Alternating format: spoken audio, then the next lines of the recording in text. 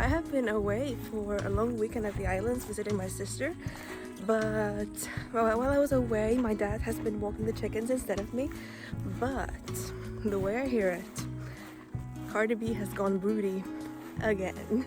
So I couldn't break her while it was early days, but at least I can put her into her cage of shame now. Hello, my ladies. Did you miss me? Oh, good job, little boy. Good job. How are we doing? Oh, how are we doing? Okay. Y'all are so cute. I missed you. I missed you. Oh, well done. I'm so happy that you're growing and everything. You're practicing your songs. Do it again.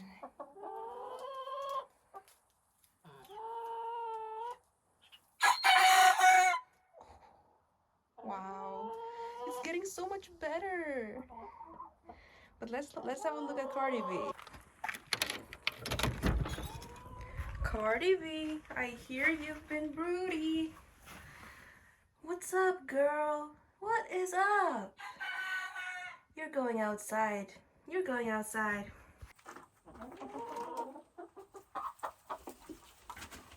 Now this is going to be the base of the cage so that it's nicely lifted from the ground.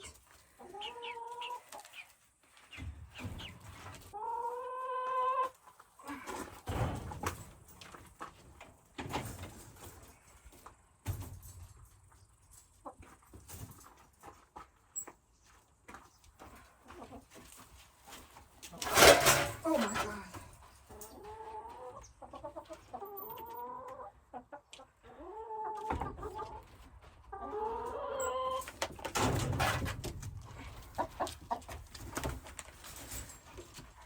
And this is the cage itself.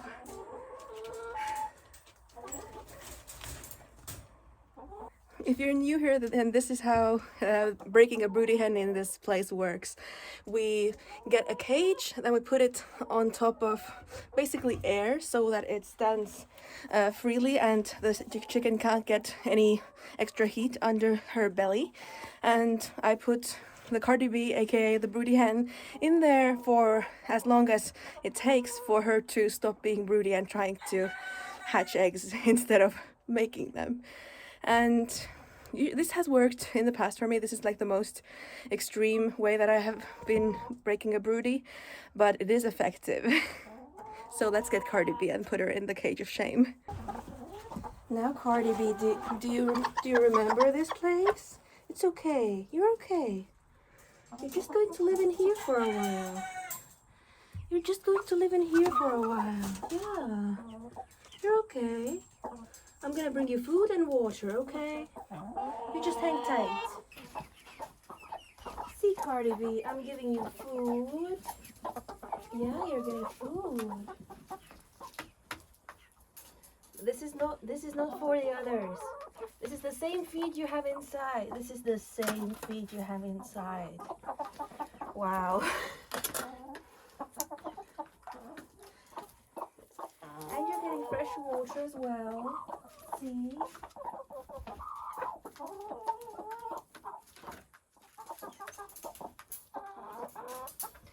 And this is where she's going to be staying for the entire time that they are not all outdoors. She will have food and water and me here to monitor that those don't run out or that she doesn't spill the water. And she's going to stay like this until she realizes that laying eggs is better than hatching them, because our rooster is too small to produce chicks for us, and it's also too late in the season to get more chicks because those chicks would get cold fast. And I will be keeping her in here overnight as well because it's honestly it's easiest. Alternatively, I could just put her on the roosting bar for the night so that she can do as she will for the night, but I have found that that makes her less easy to break the brood, because then it will take just such a long time for her to stop being broody, if even she will stop. So this is the best way. It is a bit nerve-wracking because that way she will be visible to the predators outside during the night, but it is double protected in the sense that we have this entire mesh grate for the cage of their outside area, and also she is caged there as well, so it should be fine. It should really be fine, and nothing bad has happened so far. Well, good morning. How are we doing? How did we do overnight, Cardi B? How are we doing? Oh, and the chicks are coming out. Good morning. Okay, so you still have food, but you have abandoned your water and you are pissed and fluffy, as expected. But you'll be okay by the end of it, Cardi B. You'll be good.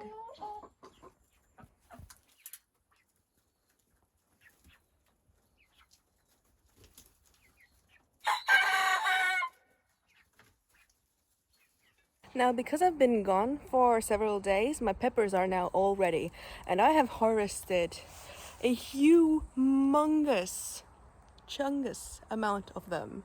And I think that this is the year that I'm gonna have to try pickling peppers for the first time. And I haven't done that before.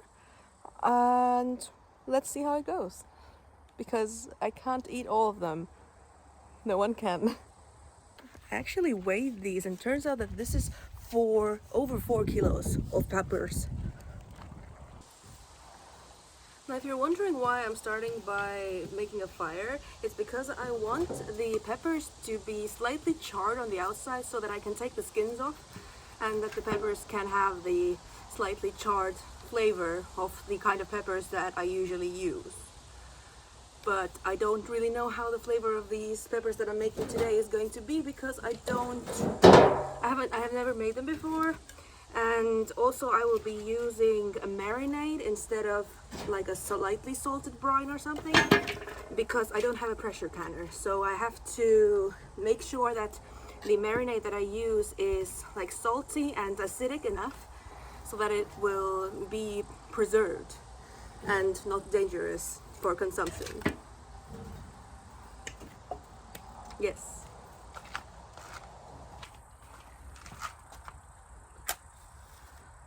Ooh.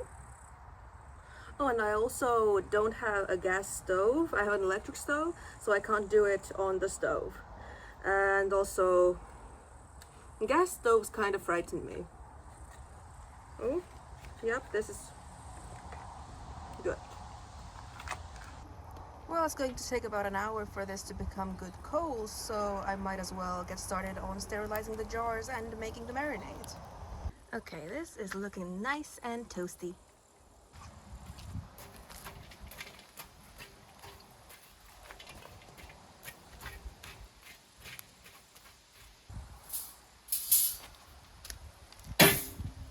And I'm gonna give this like 5 minutes to heat up and get all nice and sterilized by fire.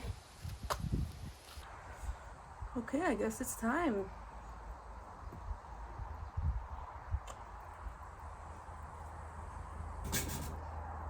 I have never even charred peppers before. So this is a day of doing new stuff.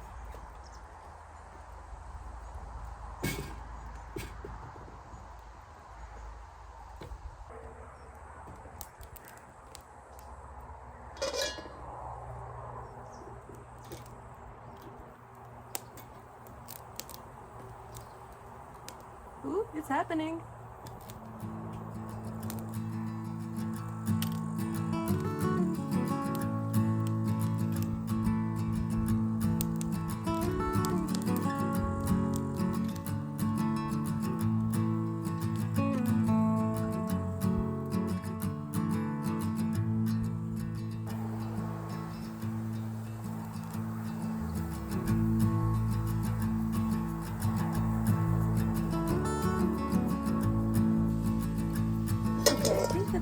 majority of these is okay now.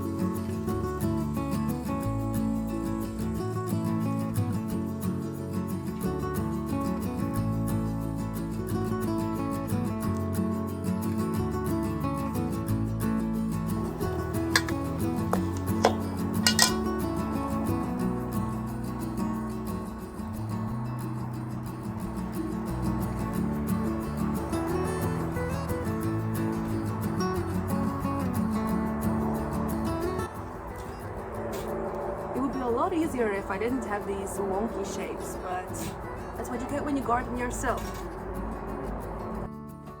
Okay, these bad boys are done and they are ridiculously hot, so I'm going to spread some of them out on the cutting board and just start de-shedding them one by one, and hopefully they cool down enough by the time I get to them. Oh, also, I'm using my new cutting board that I got from the islands that I visited, or from the island that I visited. The island, this is the island's name. It translates to island land in English, which is interesting. So let's get to it.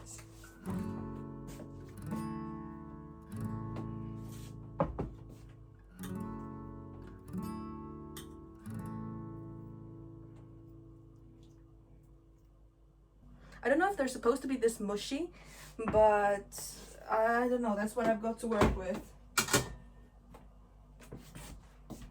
Okay. Hopefully the skin peels off easily at least. It should, since I went through the trouble of dealing with all the heat. Oh yeah, it's good. It's not the best, but it's okay. It is going to take a fair amount of time though, and I guess the marinade will cool down by then, but oh well. That's just more time that I will have to spend pasteurizing it. Or I don't know if it's called pasteurizing. Oh yeah, actually it is. It's the heating it up process.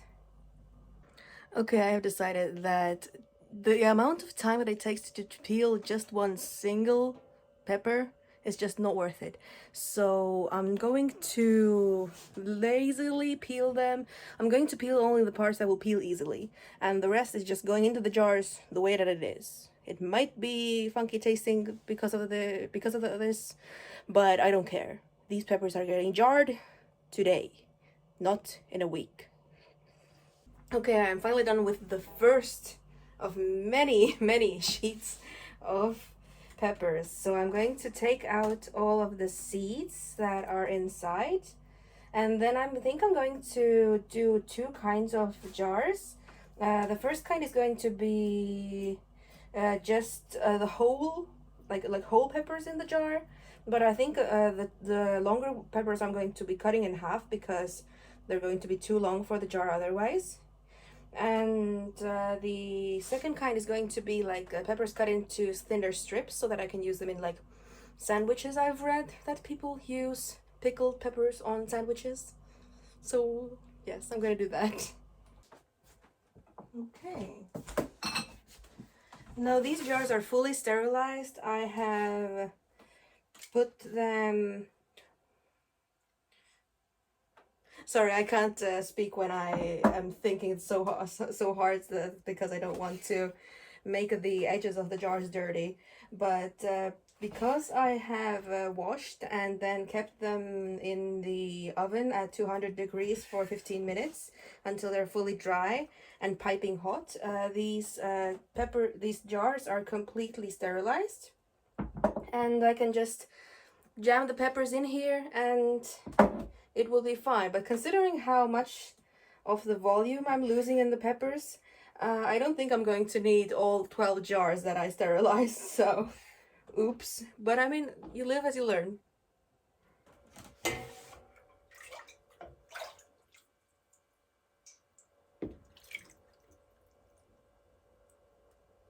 This is concerning.